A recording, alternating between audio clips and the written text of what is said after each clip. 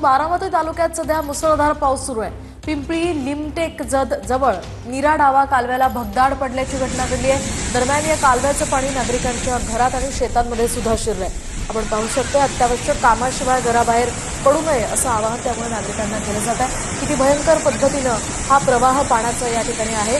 भगदाड पडल्यामुळे हा मोठ्या प्रमाणात पाण्याचा प्रवाह त्या ठिकाणी पाहायला मिळतोय। नीरा कालव्याला हे भगदाड पडले आणि त्यामुळे नागरिकांच्या घरांमध्ये आणि शेतांमध्ये सुद्धा हे पाणी आता शिरतंय।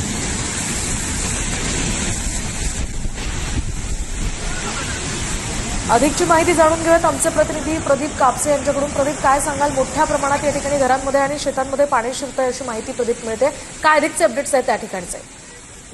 खरं तर सकाळपासून जे आहे बारामती तालुक्यामध्ये जोरदार पाऊस जो आहे तो पडतोय। याला अतिवृष्टी म्हणावी लागेल। मात्र गेल्या 3 तासांपासून पडलेल्या पावसामुळे जे आहे ते बारामतीमधला नीरा डावा कालवा जो आहे तो लिमटेक या गावाजवळ फुटलेला आहे आणि आपण पाहतोय की कालव्यामधून जोरदार पाणी जे आहे ते शेतांना आणि वस्त्यांमध्ये जातंय। त्यामुळे प्रशासनाकडून सुद्धा आवाहन करण्यात येतंय की पाऊस जोराचा सुरू आहे, त्यामुळे घराबाहेर न पडण्याचं आवाहन केलं जातं। मात्र आपण पाण्याचा वेग जर पाहिला तर त्या पाण्याच्या वेगामुळे आपण पाहतोय की शेतीचं सुद्धा नुकसान जे आहे ते सुद्धा मोठ्या प्रमाणावरती झालेलं आहे। बारामती बरोबरच दौंड असेल, भिगवण आजूबाजूच्या परिसरामध्ये सुद्धा पावसाची जी आहे सकाळपासून जोरदार हजेरी आहे। त्यामुळे सोलापूर पुणे महामार्गावरती सुद्धा पाणी साचलेलं आहे। मात्र दुसऱ्या बाजूला बारामती तालुक्यामधल्या लिमटेक या गावाच्या जवळ हा बारामतीचा जो नीरा डावा कॅनॉल आहे तो फुटलेला आहे। त्यामुळे तिथल्या आजूबाजूच्या लोकांना जे आहे ते प्रशासनाकडून आवाहन केलं जातंय।